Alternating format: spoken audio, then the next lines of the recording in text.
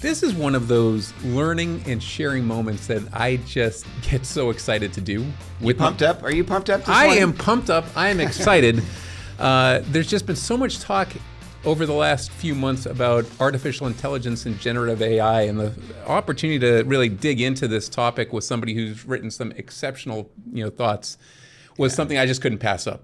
So I'm Al Dominic. This is Steve Williams. We're being joined in the proverbial studio by our good friend Sarah Hinkfuss from Bain Capital Ventures. Sarah, thanks for taking some time with us today. Hey, Sarah. Thank you, guys. I've been looking forward to this. Can't wait to get into the content.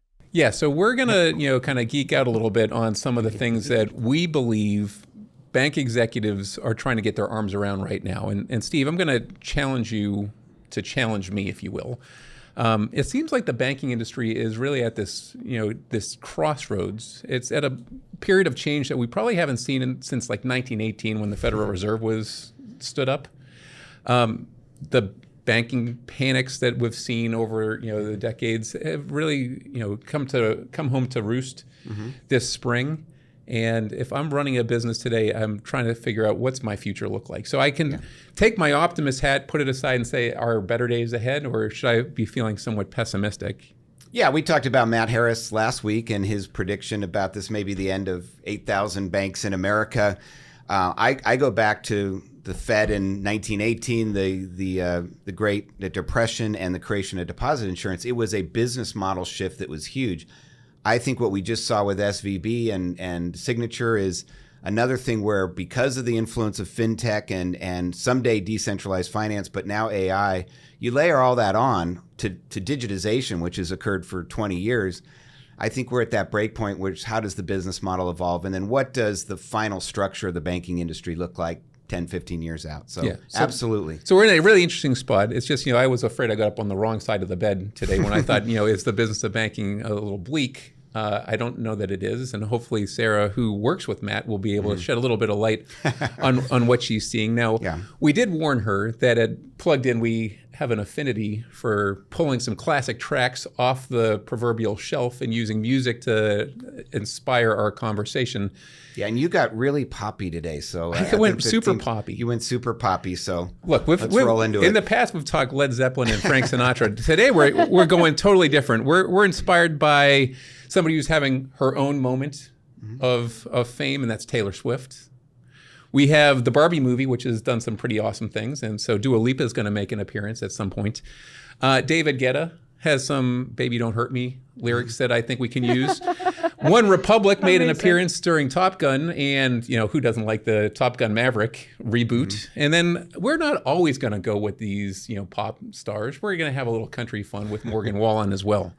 So those are going to be our 5 artists that kind of get things going. But Steve and I are doing a lot of talking. The person we really wanted to talk with wrote with her partners at BCV a really interesting field notes directory. It was good stuff on how and why financial services needs generative AI today. And so we took the opportunity to reach out and get connected so that we could have this conversation around this nascent industry, if you will, that's doing some pretty amazing things already. So I mentioned we're going to start with Taylor Swift. She's got so many songs to choose from. So many. But we know them all. It's amazing. Her repertoire is incredible. We're doing some pretty good things on the Swift side at Cornerstone, but we're going to use Cruel Summer because where devils roll the dice and angels roll their eyes is a lyric that we can use to really ask you to take us back a step and talk about the catalyst that started the pragmatic and widespread use of just artificial intelligence. Absolutely. So AI is nothing new, right? So artificial intelligence has been leveraged within financial services for decades. And financial services, as any other industry, is always thinking about how to do business better. And that's a part of leveraging the latest and greatest technology. And in fact, AI has been pervasive in financial services. And so one of the reports that I love to quote is a 2022 report published by NVIDIA on the state of AI in financial services. And this was published before the generative AI hype, to be really clear. And so they actually identified that over 75% of financial services companies across the different components of financial services utilize at least one of the core computing cases of machine learning. And now with the advent of generative AI, we're calling that traditional AI, which I think some people may scoff at. But basically, it's not to say that AI is anything new, but rather all of the hype that we have around generative AI is a new form of AI that is complementing it for many intents and purposes what has been a pre-existing part of the technology landscape that's been critical to the way that financial services are distributed, manufactured, and serviced. Yeah, it seems like machine learning was kind of still back there with the experts and the engineers and the programmers, where the thing about generative is it brought it right to the front, didn't it? It really brought it to the layperson. Yeah, I agree and I disagree. So again, back to this report, the second most common use case of traditional AI was actually conversational AI. So 28% of financial services institutions were using traditional AI for in the context of actually providing services to customers. But the problem was that it wasn't fully complete, right? So I think we've all had the experience, a very frustrating bot that we're trying to communicate with and like get an answer to even just what's my checking account balance. And the bot doesn't fully understand or doesn't get the language that you're using. And so you don't get the answer that you want. And so I love that example because what we're seeing now in the leap forward that generative AI is taking is we're able to have a much more empathetic and complete conversation with a bot because it is language-based rather than just being rules-based, which was the domain of traditional AI. Interesting. Oh, the bots that we've had to deal with. Yeah, I think my big thing on this is it's not an either or moment. And I think Right. that's what's sometimes missed is when there's a platform shift in the way people talk about it, it's often a conversation around out with the old and with the new, and that's the dynamic. Right. That's not at all what's true in this case. And I think not just in financial services and especially in financial services, this is a both and. And so we're building on this scaffolding and architecture of traditional AI and all of the ways that it's really enabled business to be much more productive. And then adding on top of that and filling in the holes with generative AI in the places where it's superior. Yeah, I really liked your build-up you've written about from the different milestones that are now kind of accumulating. So it is an and, not an or. But there's some really big milestones in the last 10 years you highlight. Yeah, yeah, absolutely. I mean, on this point of around why is it now, and why has it captivated our attention in such a way? I think something that's really neat about this technology is that it is such a networks effects-based technology. And so from the very beginning of ChatGPT launching publicly, it was something that anyone could get on and use. So there's a very low barrier to entry. And there were these aha moments that made you want to share it with someone. Like, oh my gosh, look, I can look up a recipe for dinner tonight, or I can ask what type of wine I should have, or I can come up with a name for my baby. Not saying I've used that one, but so like there are all these cool things that you could do and share, and that matters because rather than it being, to your point, something that was just hidden in the back with a bunch of PhD statisticians, it was something that actually started in the forefront in the layperson conversation, and therefore because of the way that everyone can access it, those who are in positions of leadership have been forced to address and figure out how they're going to actually leverage it internally. You know, what's funny is, as you're saying this, Sarah, I had a chance this summer to speak to an audience, and this is when ChatGPT was like wicked hot. Like everyone was talking about using it. And I said, okay, let's use some practical, applications. How many of you have tried to have it write your own resume so you could find a job? I thought nobody was going to raise their hand. There were like 4 people that were like, yes, I did. And I thought, okay, you're at risk for leaving the company. That's right. Interesting data points. I mentioned we were going to talk Dua Lipa at some point. So I have not seen the Barbie movie, but I think some people probably have at this point. Dua Lipa's song Dance the Night kind of makes me think when you go out to a club, at least when you were single, you probably weren't just dancing with one person. You're dancing with a few different folks. And so I was looking again at this field note guide that Sarah put together. In it, she talks about 3 models for leveraging generative AI in the financial services space. So one is to construct, one is to configure, and one is to adopt. And so if you were to borrow from Dua Lipa and talk about each one of those in its own way and really kind of help us understand the dance partner that you're looking at for those 3 models. Yeah, absolutely. And I used a different analogy in the piece, which was baking a cake, but talking about dancing in the club is even better. We can bake a cake if you'd like. 3 different dance partners. Yeah, so thank you for the introduction to this. So I would say that this framework is probably the one that we most often talk about when we're meeting with companies in financial services, because it's such a clear way to make sense of how to approach generative AI. And so exactly to your point, for a given use case, an organization could approach embedding generative AI in a completely different way. And we see that as a function of the resources they have available, as well as the goals or the strategy of where generative AI fits into that use case. And so the 3 different models, exactly as you said, construct is to create something from scratch. I don't know if we'll be able to fully get there on your club analogy. We take some liberties here. We take some liberties. Yeah. But back to baking the cake, it's as if you're creating something from scratch, right? Like you have the ingredients, you have your flour, you have your eggs, you have your butter, your vanilla, and you're combining it, mixing it, and then putting it in the oven and preparing it. And so this, as it relates to generative AI, is actually creating your own LLM trained on your specialized data. This is, of course, the most work. It requires the most specialized talent, and you have to have your data already arranged and structured in the right way. But it's also the most proprietary because no one else can replicate exactly what you've done, because it's not just your data, but it's also your workflow and your distribution as well. The second is configure. And so this is assembling from a kit. And so this is as if you were buying a box of cake mix, and then you were combining maybe vegetable oil and water and baking it, but most of it was already ready to go. And this is leveraging existing LLMs and then adding on top of it some level of customization. And that could be fine tuning, that could be embeddings. There are many different iterations of this that we're seeing. And this is one of the most active areas of innovation today as well in the space. And then the third is adopt. And that's basically just buying your cake.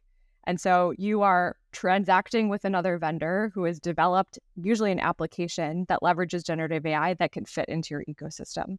So maybe I'll just give you examples of each of these 3, if that would be helpful in financial services. The piece that we went through that you've been referencing actually has 93 examples of real applications. So I'm just going to pick a Lots few of of use them. cases, right? Yeah, and there actually are a lot of real use. So on the construct space, one to mention would be what Bloomberg has built with Bloomberg GPT. And so Bloomberg, obviously a data services company, extremely successful for the last 40 years, an incredible amount of data that they've collected and constructed. And so what they were able to do is actually work with the Amazon team, the AWS team, and Bedrock with all of their tooling layer to construct their own LLMs with a set of researchers internally that leverage all their data and now put them in the position where they're trying different use cases within the company to see where that LLM would be most productive. And so looking at new ways to interact with Bloomberg, the Bloomberg terminal, looking at new products that they'd be creating, new ways of creating research reports, right? And so it's just kind of like a font that'll keep giving that is based on this incredible data set of 40 years of longitudinal public market data. One example of configure, and this is actually where you'll see in the report, there are the most examples across fintech companies today, both fintechs and incumbents, which we can get more into as well. But a few of the applications that we've seen are in the underwriting process for loans or for insurance. So Slope is one example of a company that's doing that today. Enabling your users to automatically tell the story of data. So Pigment is a company in the FP&A space, and they've released a new feature within their product that helps you go from what was the variance analysis within a company to how do I tell that story to the executive team, and making that a lot easier to really make heroes of their users. And then another example is payables categorization. So how do I match the expenses themselves to the expense categorization? So if it's approved or not approved, and then also receipts to the actual categories. And there are a lot of companies doing that. So that includes Brex, Vic.ai, and Puzzle as well, which is a really early stage company in the accounting space. And then finally on the adopt piece, and this is where I'd mention as well, the question you raised at the beginning for your banking partners. And so one example is Casisto, which is an out-of-the-box conversational AI company that supports customer service applications. And they released that Westpac, the bank in Australia, as one of their early customers on that platform. And so there are plenty of examples where even if it doesn't make sense for a company or a bank to actually build this internally in the construct or configure category, adapting out of the box is a great way to get started with a use case that they think is highly strategic within their company. Yeah, we're seeing a lot of Casisto interest among our regional and community bank space. And part of that, to your point, Sarah, is that they are building kind of a one-to-many library of use cases and interfaces that have to plug into the legacy bank environment to make it work, whether that's the core system or the digital banking system or the phone system. So I think a lot of our clients will probably start with adopt, yes. But I think over time, I love where you're going, which is what's proprietary about us that might become someday, as we mature our team, that construct layer or that configure layer. Yeah, and I think as you're saying this, Steve, and I'm thinking about what Sarah's sharing, change is not cheap. Right. I mean, so when you think about the different models that you've given, you talk about making cake. Sometimes you just want to go in and buy the cake off the rack and not have to worry about it. And I think that's where a lot of the banks that we spend time with probably will start, which is that cake looks tasty. Let me see how it actually actually is. The maturity of some of these larger organizations allows them opportunities to do some pretty cool things. But I just look at this whole space as shifting really dramatically, at least from public perception. Yeah. Even if it's been going on behind the scenes much longer. So this is where I want to kind of put myself again in the role of one of our troublemaking clients who's saying, I need to be able to separate the hope from the hype from where something is actually happening. And again, because I'm being a big music nerd right now, I'm going to use David Guetta's Baby Don't Hurt Me, because the lyric, what is love? Baby Don't Hurt Me? I think that's how some bankers feel when it comes to AI, which is they are probably using it. They probably know they're using it, but they still would be a bit trepidatious in terms of There's one walking CIO in my client base says, I need an offensive strategy, but I need a really big defensive strategy on this as well. Yes. Totally. So, totally. Sarah, any thoughts on this? Like, how can people start to separate that hope from the hype, from the actual, this is going on today? And from the threat, right? Yeah. And I hear you asking two questions as well. One is like, when you hear announcements or proclamations, like what is actually real versus not? And then secondarily, how do I make sure that as I navigate it as an organization, I'm staying on the right side of it and not letting it threaten my business as well? So maybe taking the first question on what's actually real. We confront this all the time as investors, right? Where I think the joke was when generative AI hype started, all of these companies all of a sudden were .ai at the end of their URLs. And so trying to really separate out where does someone have an actual strategy, and furthermore, where is it differentiated? And so we see companies that are in the hype phase as really those who have broad pronouncements about the intent to use it, but they really can't answer first order questions around the what, like what models are they using, where in the organization is it being used, who is the talent that they have leading it, and how are they implementing it or creating value in production. That last point really matters because it's not just about introducing something, but it's about actually capturing the value, and they're not the same. If it's hope, where we see the further evolution of hype, is that there's a lot more specificity. And so they can talk about the data sources internally that are relevant.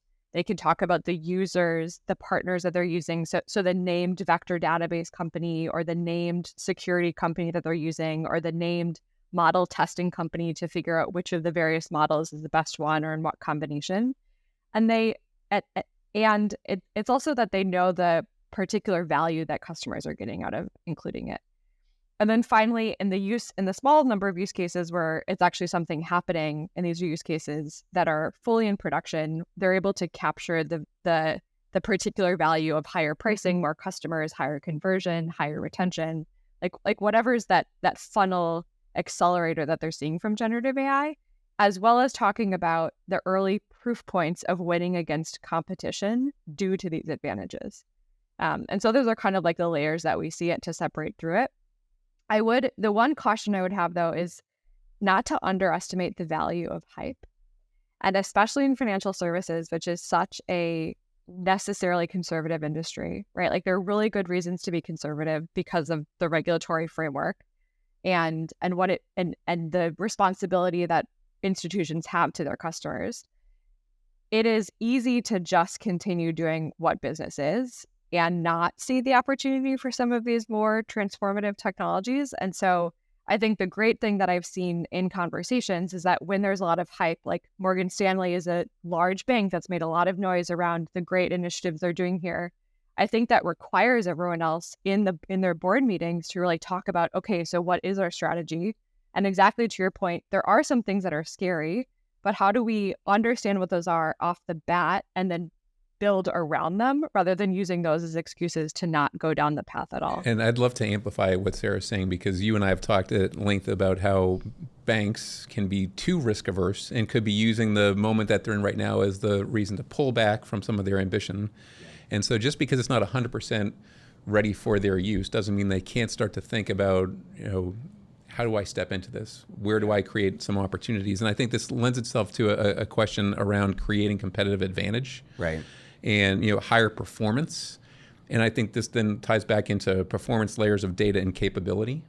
I'll spare you my Top Gun Maverick music reference, but just listeners know that I was thinking One Republic on this one. But again, I do think it's important to think about performance and how do you create that little separation from others, so it's not just a commoditized opportunity. I worry, Sarah, that the fintechs are going to be laser focused on that, building those proprietary LLMs, the workflows.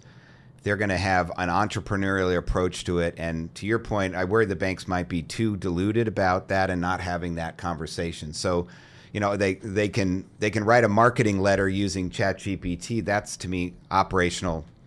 It's not strategic. So are you seeing the fintechs kind of get to very focused roadmaps to value capture faster than traditional institutions, or is there traditional banks looking at that proprietary layer already?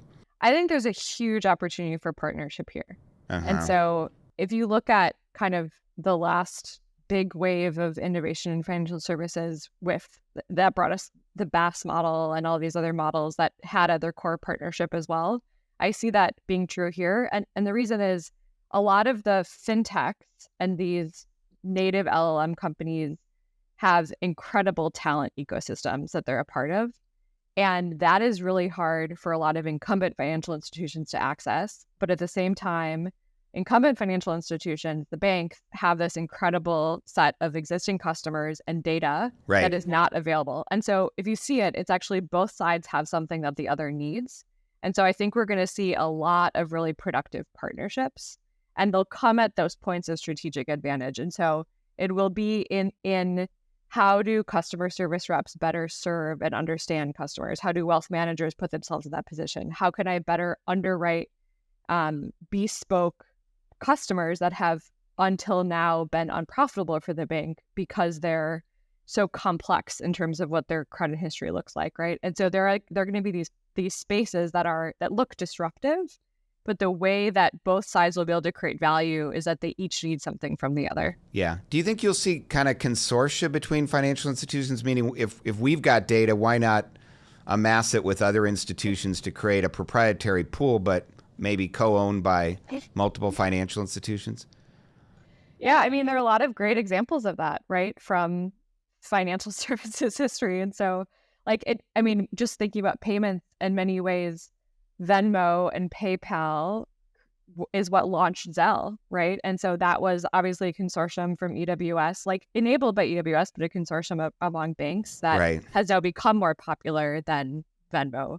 And so I do think we're going to see very similar things like that as well. The question mark that I have around that is the regulatory context. And so how will regulators think about the pooling of data and what privacy will they want banks to ensure to their customers? If you could tell us more about the regulatory crystal ball, we would appreciate it, because there's some things that we... I know Director Chopra at the CFPB said, just let your data run wild, we're not worried, right? Full disclosure, exactly. I don't think that's what he said, Steve. I don't think that's what he said. All right, so we're sitting here, we're going to wrap things up, and I got to tell you, watching this evolution of technology, I kind of feel like we're all maturing in different ways, but we're all still kind of young in our understanding. And so when I talk about this being an opportunity to learn and to share, I'm going to share a lyric by Morgan Wallen from his song This Bar. And it's all around when he was turning 21. Okay. And he says, making mistakes and making new friends. I was growing up and nothing made sense. Buzzing all night like neon in the dark. I found myself in this bar. And so I took that lyric as he's kind of new to the world. He's trying to, if you listen to it, he's drinking a little too much, getting into fights, I know, you doing made some me stuff. feel like a cold beer just now, and it's 11 in the morning. Well, I'll take care of that later on. But I guess I think, you walk into a bar and you're 21 years old, you're full of wonder and excitement, and like things are cool. And I think that's where we are, at least in the banking space with generative AI. So what are you, Sarah, kind of looking forward to and kind of watching come over the horizon? Absolutely. And to amplify your point, I think this is such an exciting and history-defining moment for all of us as well. Like, it's changing so fast, there's such potential and possibility. And so I personally have never had more fun intellectually than in the midst of all of this. So some of the things that we're watching and really excited about, so one are domain-specific models. And so there's been a lot of focus, obviously, on the really big LLMs that we all know of, right? OpenAI's GPT-4, you have Anthropic, right? Like, you have a lot of these really big models, and they're widely generalized across a lot of different use cases. But there's the opportunity, such as I talked about with Bloomberg GPT, Intu is creating a model, right? Like, there are a lot of very specific models within domains that are useful in cases when the data that's relevant to that domain is proprietary and non-public, which is the case of financial services, right? And so we're really excited about seeing these domain-specific models be created. And just as one, like, aside from the news, I was just reading yesterday in the Wall Street Journal that we've actually seen that the generalized models, because of a concept called drift, there's an AI lab at Stanford that identified this, that generalized models are actually getting worse at math. And so you actually need those other models to compensate and be able to work within a domain, even if the average question that they can answer is not as strong, because it doesn't matter as much if it's not within financial services. So that's one. Another one I would say is talent flows. And so I talked about this already, but I think we're going to see a limitation. The limitation in the market and development will be talent. And so who attracts talent, retains talent, and is able to generate additional intelligence, right, in this talent ecosystem. And then regulation, which we touched on very briefly as well. I think you're right. I think that what these big models have done is created a golden ticket for a ton of niche domain-specific things. And the real wealth creation and explosion is going to be this huge tapestry of domain-specific stuff. So for our clients, I think we've got to be real hunters of domain development and what capabilities and value captures being built. And I love your point. I don't think we can win the talent war in banking. I think we have to partner to access the talent, and new ways of partnering has got to be on the strategic agenda for a lot of banks. Yeah. I think I might go update my LinkedIn profile and just say I'm a prompt engineer. Exactly. Thanks to Plugged In. I'm a senior prompt engineer, just so you know. Well, our starting salary is going to be probably $375 plus some benefits, but interesting times, and we can't say thank you enough to Sarah. Really encourage people, if you haven't read what Bain Capital Ventures has put out, super accessible. It's a great read. It's not going to take you a long time. It is going to spur a lot of ideas and hopefully conversations, because there's just some really amazing things going on. Yeah. So, Steve, I appreciate you taking the time. Sarah, I appreciate you taking the time. And everyone for getting plugged in again with Cornerstone. Thanks for you all taking the time. Thank you, guys. My pleasure.